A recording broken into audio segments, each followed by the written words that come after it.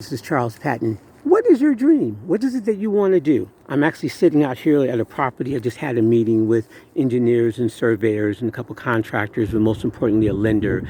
This is a 2-acre parcel that's actually not on the market yet. They're going to build senior housing, sort of like that, on this upper acre. But then we can actually, there's new zoning now, so we can actually subdivide and do another 2 acres. Do another 50 units down below on the lower acre.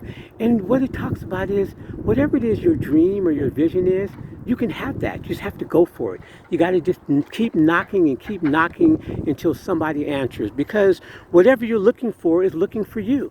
And why we usually don't get there is because we gave up before we got there.